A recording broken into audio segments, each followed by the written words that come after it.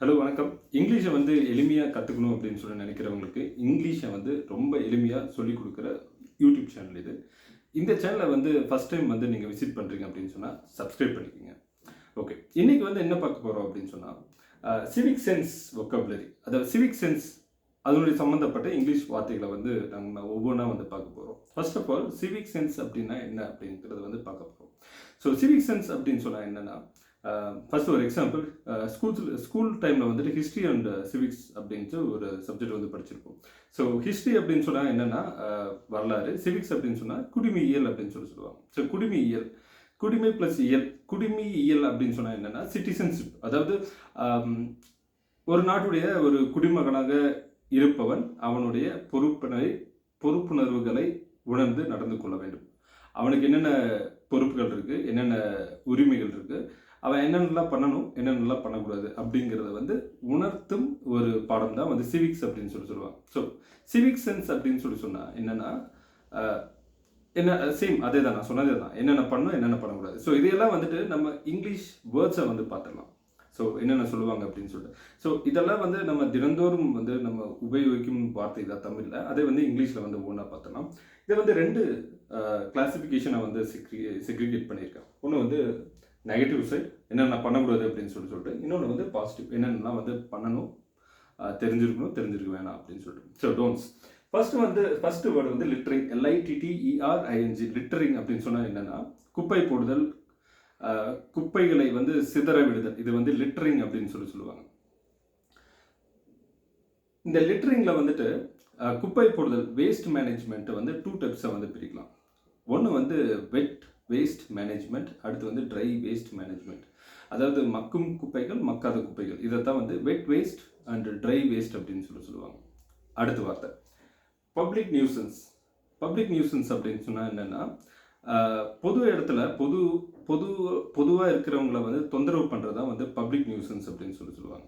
So தண்ணி போட்டு வந்து தேவையில்லாமல் பேசுறது, ஃபோனை வந்து சத்தமாக பேசுறது, ஃபோனை வந்து சைலண்ட்டாக இருக்கணும் அப்படின்னு சொல்லி இடத்துல வந்து லவுடு ரிங்டோனை வச்சுட்டு அடுத்தவங்க வந்து டிஸ்டர்ப் பண்ணிட்டு இருக்கிறது வந்து, இதுதான் வந்து பப்ளிக் நியூசன்ஸ் அப்படின்னு சொல்லுவாங்க.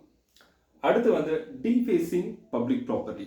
டீஃபேசிங் பப்ளிக் ப்ராப்பர்ட்டி அப்படின்னு சொன்னால் என்னென்னா, பொது சொத்திற்கு குந்தகம் விளைவித்தல் அப்படின்னு சொல்லுவாங்க. அதாவது பஸ்ஸில் வந்து மேலே ஏறிட்டு குதிக்கிறது, பஸ்ஸை வந்து கண்ணாடியெலாம் வந்து பார்த்துட்டு உடைக்கிறது, குப்பைத்தொட்டி வந்து உடைக்கிறது, இதெல்லாம் வந்து டீஃபேசிங் பப்ளிக் ப்ராப்பர்ட்டி. அடுத்த வேர்டு என்னன்னு சொல்லி பார்த்தீங்கன்னா கியூ ஜம்பிங். கியூ ஜம்பிங் அப்படின்னு சொன்னால் என்னென்னா, ஒரு வரிசையாக வந்து மக்கள் நின்று ஒரு விஷயத்தை வந்து நடத்தணும். அதை வந்து நடத்தாமல் அந்த கியூலேருந்து நான் தான் வந்து முன்னாடி நிற்பேன் அப்படின்னு சொல்லி முன்னாடி போய் நிற்கிறது, அதுதான் வந்து கியூ ஜம்பிங் அப்படின்னு சொல்லுவாங்க. ஒரு ஓட்டு போட போகும்போது வரிசையில் நிற்காம அவங்களுடைய அதிகாரத்தை வச்சுட்டு முன்னாடி போய் நிற்கிறது. ஹாஸ்பிட்டல்ஸில் வந்து வரிசையாக டோக்கன் எடுத்து நிற்கும்போது அவங்களுடைய அதிகாரத்தை வச்சுட்டு, பவரை வச்சுட்டு முன்னாடி போய் நிற்கிறது. அடுத்து எங்கெல்லாம் பார்த்தீங்கன்னா ரேஷன் கடையில் நிற்கும்போது, கோயிலில் நிற்கும்போது, இதெல்லாம் வந்து பார்த்தீங்க அப்படின்னு சொன்னால் கியூ ஜம்பிங் அப்படின்னு சொல்லுவாங்க. அடுத்த வார்த்தை இன்டிஃப்ரெண்ட். இன்டிஃப்ரெண்ட் அப்படின்னு சொன்னால் அலட்சியம் அப்படின்னு சொல்லி தமிழில் மீனிங். ஸோ இன்டிஃப்ரெண்ட் அப்படின்னு சொன்னால் அலட்சியம். நம்ம எங்கெங்கெல்லாம் வந்து அலட்சியமாக இருக்கிறோம்.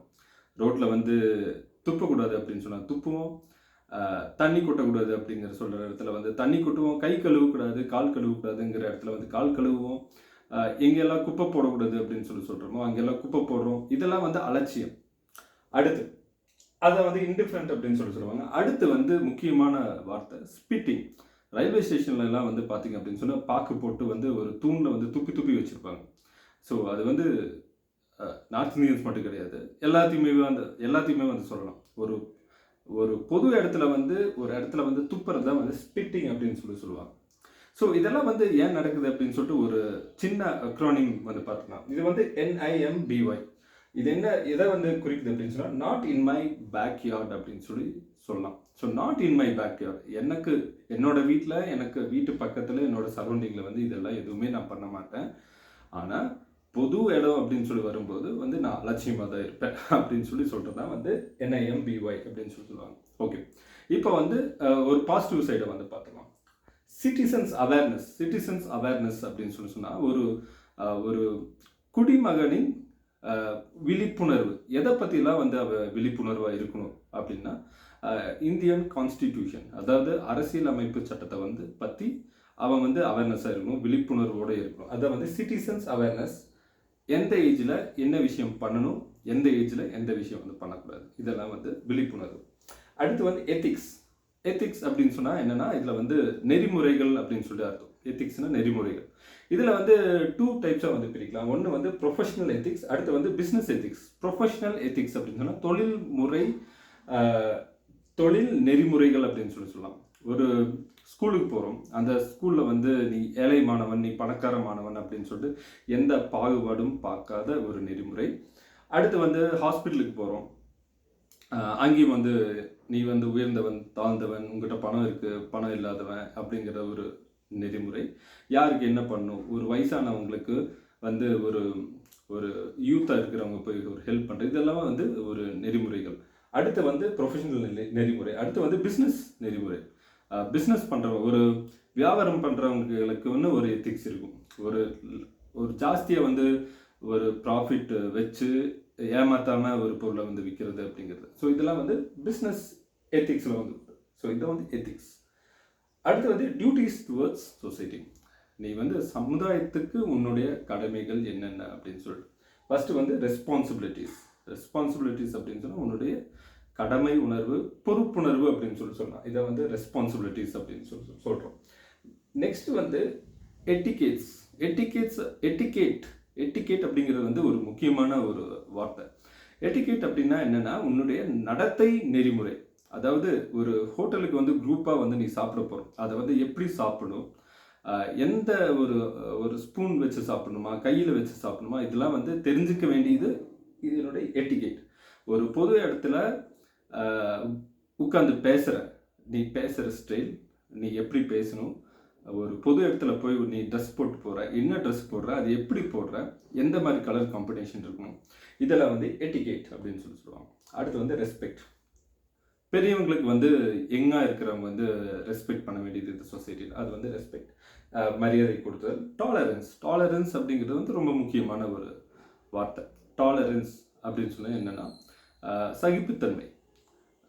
ஒரு குரூப்பை வந்து நம்ம பேசும்போது வந்து நான் பேசுகிறது மட்டும்தான் வந்து கரெக்ட் அப்படின்னு சொல்லி நினச்சிட்டு பேசுகிறது, அது கரெக்டாகவே இருந்தாலும் அடுத்தவங்களுக்கும் வந்து அவங்களுடைய கருத்துக்களை சொல்கிற ஒரு சுதந்திரத்தை வந்து கொடுக்கணும். அதை வந்து ஏற்றுக்கிற மனப்பான்மையை வந்து வளர்த்துக்கிறது தான் வந்து டாலரன்ஸ் அப்படின்னு சொல்லுவோம். அடுத்து வந்து கம்யூனிட்டி ஸ்பிரிட் அப்படின்னு சொன்னால் என்னென்னா, சமூக பொறுப்பு. ஒரு குரூப்பாக மக்கள் இருக்காங்க, ஒரு இடத்துல வந்து ஒரு விஷயத்தை வந்து பண்ண வேண்டாம் அப்படின்னு சொன்னால் யாரும் வந்து பண்ணக்கூடாது. பண்ணணும் அப்படின்னா அதை வந்து பண்ணணும். ஒரு வாலண்டியராக போய் பண்ணலாம், ஒரு வாலண்டியராக போய் பண்ணக்கூடாது அப்படின்னு சொல்லலாம். ஸோ இதெல்லாம் வந்து கம்யூனிட்டி ஸ்பிரிட் அப்படின்னு சொல்லுவாங்க. ஸோ இன்றைக்கி என்னென்ன வார்த்தைகள் பார்த்தோம் அப்படிங்கிறத ஒரு ரீகேப் பண்ணிடலாம். லிட்டரிங், குப்பை போடுதல். பப்ளிக் நியூசன்ஸ், பொது இடத்துல வந்து அடுத்தவங்களுக்கு டிஸ்டர்பன்ஸாக நடக்குது. டீஃபேசிங் பப்ளிக் ப்ராப்பர்ட்டி, பொது சொத்திற்கு குந்தகம் விளைவித்தல். ஷூ ஜம்பிங், அதாவது ஒரு வரிசையிலிருந்து குறித்து முன்னாடி போகிறது. இன்டிஃபரண்ட், அலட்சியம். அடுத்து ஸ்பிட்டிங், துப்புதல். சிட்டிசன்ஸ் அவேர்னஸ், குடிமகனின் விழிப்புணர்வு.